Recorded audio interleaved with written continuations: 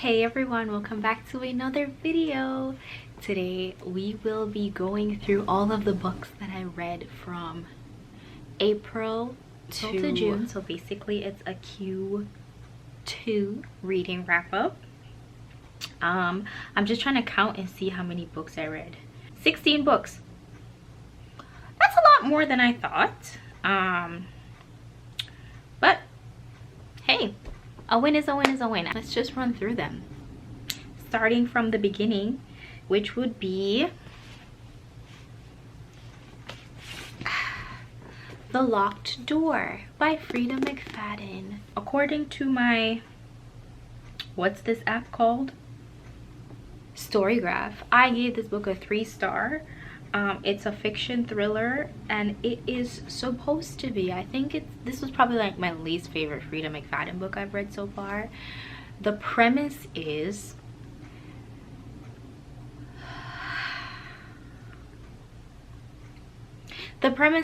we are following the female main character whose father is a serial killer, right? Yeah, it says she had no idea her father was killing women in the basement.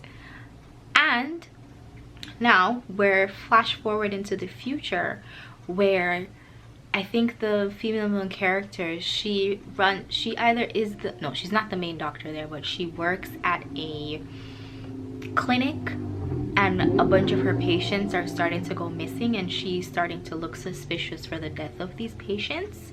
And so the police are looking at her thinking, are you trying to continue the family name by also being a murderer? Or is something else happening that's going on here? So that's kind of like the premise we're exploring. And it's called The Locked Door because it was behind a locked door in the basement that, you know, all of her dad's murdering things were taking place. So I was just kind of bored while I was reading it, so it wasn't super entertaining for me. I remember feeling after a while like maybe this was one of her earlier books because it was so, not slow, but it was like low-key convoluted and there wasn't really like clarity. Oh, it was written in 2021. So the next one that I read was Before I Let Go by Kennedy Ryan. This book is about, oh my gosh, I can actually vividly remember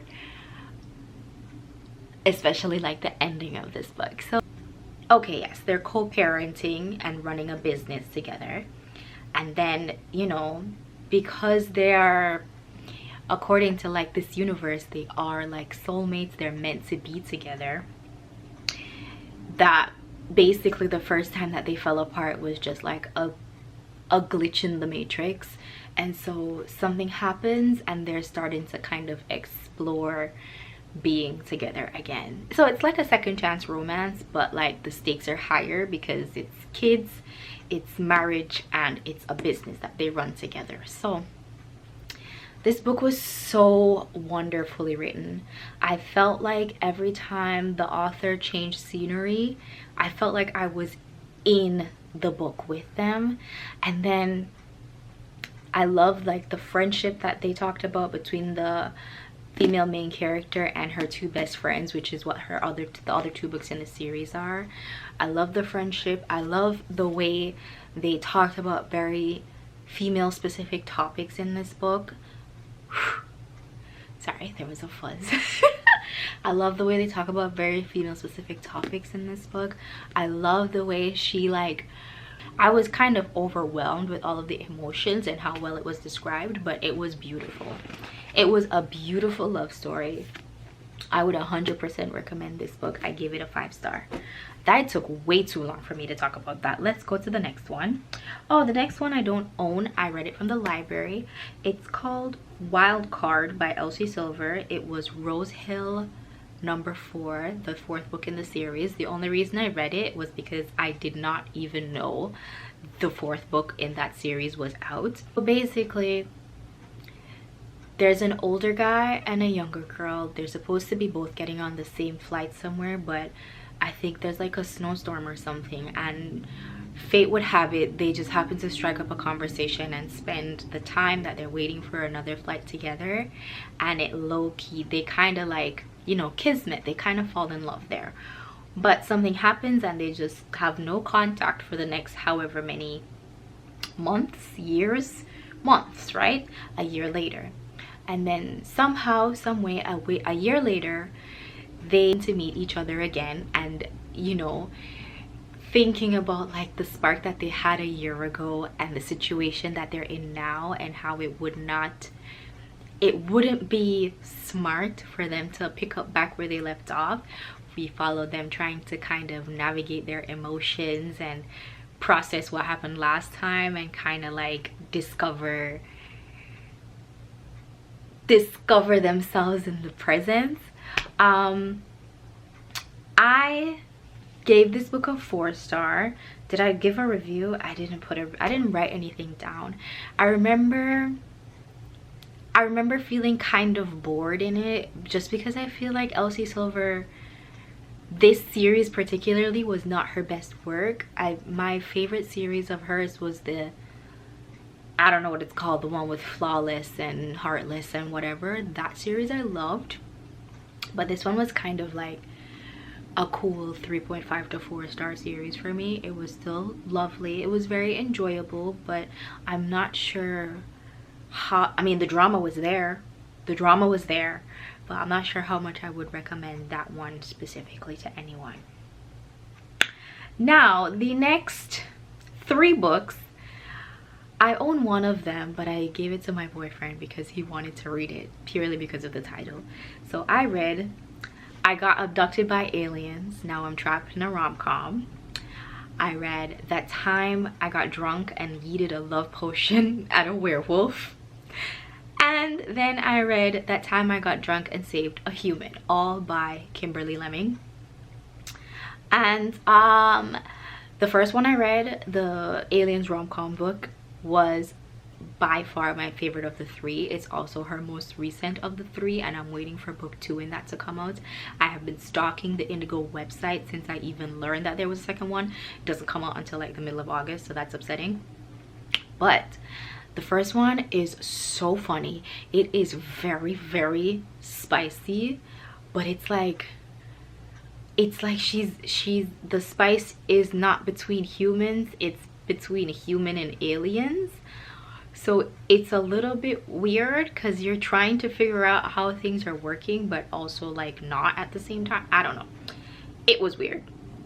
So the first one, I just found it personally, I found it very humorous. I thought it was funny, I thought it was a little bit ridiculous. I'm pretty sure I rated it, yeah, I rated it 4 stars, just because it's like so ridiculous and so out there.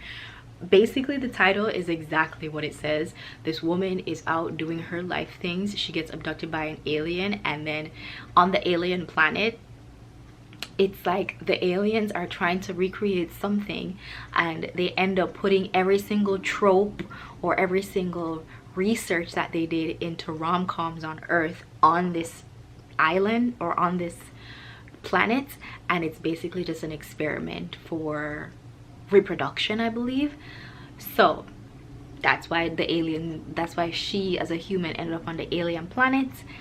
And then it just unfolds because they're taking things from several parts of like the world's existence and just shoving it all on the same planet, and they just get into some things. And even the aliens themselves have their own little conflicts, because again, everybody getting abducted and just dropped on this planet. So that one was fun. I love that book. I cannot wait for the second one to come out. I think the second one is called I Punched an Alien and Now We're in Couples Therapy. Can't wait. That sounds so dumb. The second one is from the Mead, or the second and third are from the Mead Mishap series. The Love Potion and Werewolf and the Drunk and Saved a Human. To be honest, I don't 100% remember the premise of those books, but I assume that the title is the premise of the book.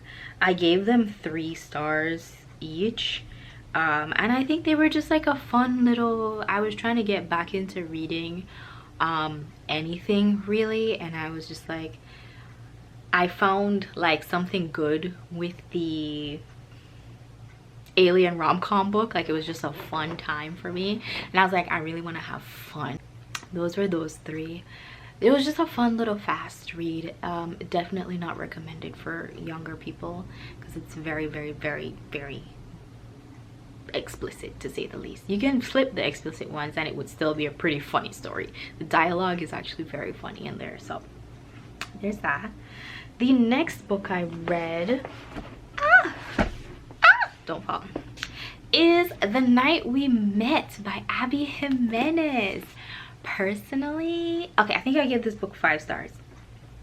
I did give this book 5 stars, and it's a little bit controversial, the premise of this book. What I can remember is that the female main character and her boyfriend, when they met at the concert, it was like each of them with their whole friend groups, and the guy she left with was not the guy that she was originally interested in. Just because the guy she was interested in just didn't give her back the vibes that she was giving out. So she's like, okay, that's fine, maybe you're not interested, maybe I read the situation wrong. And now we're flash forward, and we are in the perspective of the dude who got left behind, and how seeing him with his how seeing her with his friend is super affecting him. Just read it. I cannot explain the premise of this book without ruining something very important in it. It's basically like an observation on like the choices that both of them made and how that affected their lives and their friendship and the outcomes of their relationships. And it was a very touchy topic. I feel like this was a very risky choice for Abby Jimenez, but as usual, she always knocks it out of the park whenever she writes about anything weird. She'll write about grief, she'll write about depression, she'll write about sickness, and she always does it beautifully, and you always feel for the characters, and this was no exception. This book was amazing, and it was slightly questionable, but I still really enjoyed my time. Very funny. Personally, I thoroughly enjoy funny books, like where the characters' personality is kind of like not dry, but like you have to get it to get it. So I love that book. I would 100% recommend it if you can, if you're okay with not being okay with the character's decisions. That's what I would say about that book. The next book we read is Collide by Bal Cabra. This book, it's basically a enemies to lovers hockey romance type vibes. I'm pretty sure she is doing her research project on like stress and how it relates to like athletes and stuff like that, and he just happened, his punishment for something is that he has to be the subject of her paper. So they, you know, obviously sparks fly and whatever. So, you know, she's trying to become a sports psychologist, and he just happens to be the subject of her thing. She's not pleased with it, he's not pleased with it, but you know, eventually they're gonna enjoy each other. And I think there's some pretty interesting topics that they talk about in here too. I think it was pretty good. According to my thing, I gave it 4.75. Why did it, okay, I wrote the only reason it lost points was because of the scene when he first meets her dad, that it was unrealistic. I remember that scene. So that's the only reason it lost marks. But otherwise, according to my review from April, this was a fantastic book. 4.75. So there you go.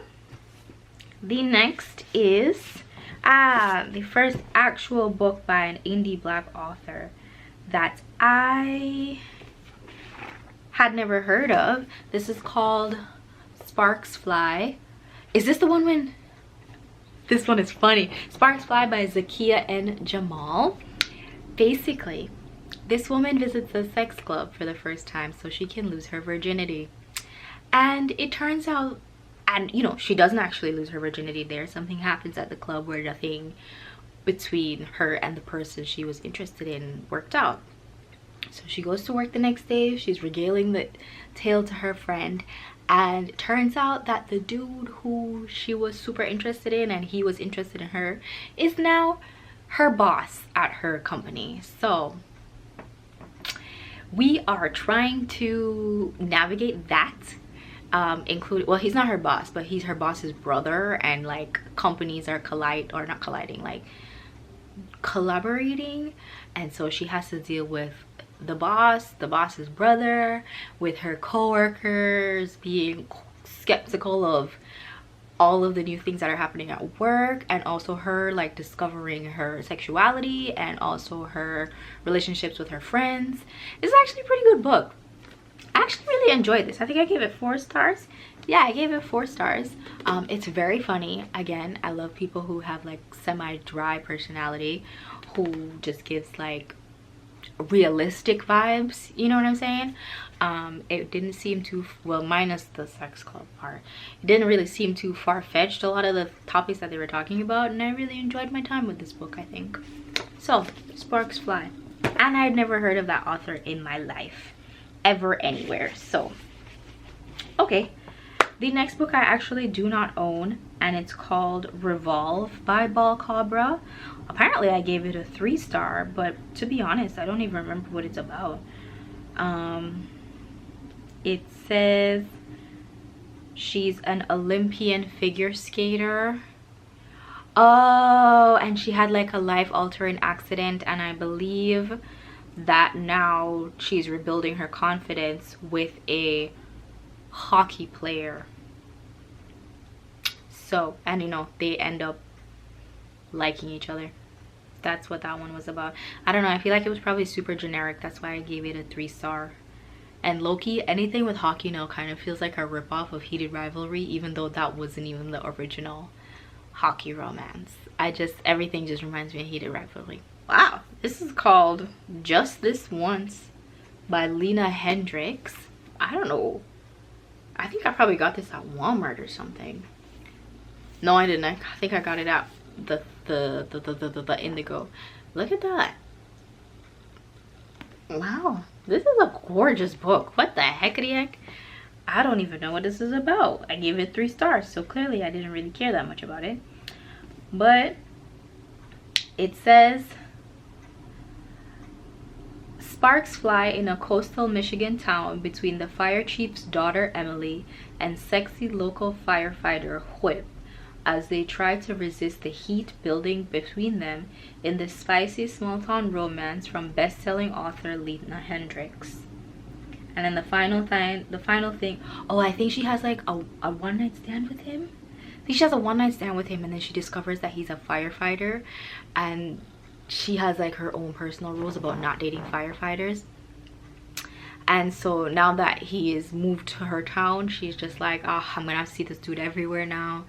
And you know, they meet up again somehow in an unfaithful way, and so now they're trying to like regulate their romance. I gave this one 3 stars, probably because it was not very good. And I hate giving 2 stars.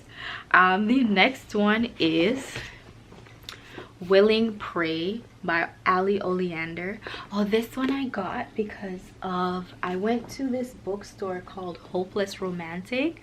Oh, it was so cute. It's the only romance only bookstore in Toronto that I think, and they opened another one in Union Station, and I saw it on Sunday when I was out with my friend.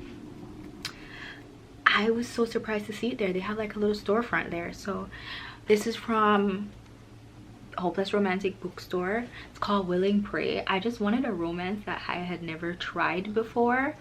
It's a primal play romance, which I did not know meant that like one person is the prey and one person is the predator.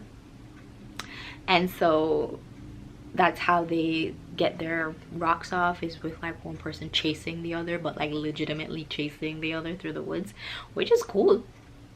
I could see why that would be exciting. So she's basically agreed to having a summer 30 days with this dude, being his prey, and he's gonna pay her X amount of dollars that's gonna help set her up for whatever is the next stage in her life. And they probably just end up falling in love, and it was dirty. It was a dirty book. I do remember that. I do remember being like, oh, multiple times throughout the book. So it was good. It was cool. It was a nice quick read. I put 3.5 as my star rating. I really need to start, what's it called, putting reviews, like actual worded reviews on my thing, because I don't really remember my thoughts at the time.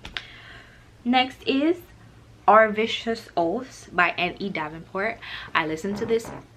Did I listen to this on audiobook? I think I listened to this on audiobook, and I had the library like e-version. This was like my first, I think this was my first romantasy of this year. I think. Let me scroll through before I lie to you. I think this is my first fantasy period of this year. Yeah, and I really, really liked it. It was very, very dirty though. I will say that. I did not know that it was gonna be as spicy as it was. I thought it was like a YA novel, but it was definitely not. What I remember is, let me see if I remember correctly. A woman is about to get married to a king, purely because of like political reasons. You know, her dad is marrying her off, whatever. And right before she's about to marry him, something treacherous happens at her wedding and she gets kidnapped, right? And the person who kidnapped her is a king in his own kingdom. And so now he is trying to basically use her as, I don't know, bait, a bargaining chip, something like that, to, I don't know, get what he wants politically out of the other guy that she took him from, basically. And, you know, as a romantasy suggests, they end up, you know, falling for each other. But it's also very violent, but it's also very dirty, and it's also very political. I loved his mom in this series, by the way. It says, Khadisha wants nothing to do with politics. She's a warrior, and she believes her greatest strength is leading her squadron of whatever. But she's bound to the Hyperion king, and she has no choice but to marry him. The original guy that she's supposed to marry is actually responsible for killing his entire family, apparently. So that's why he kidnapped her in the first place. Not just for power, but also for revenge. Everything else you can read in the book yourself. If you're not okay with super explicit stuff, it was very questionable there. I'm not even gonna hold you.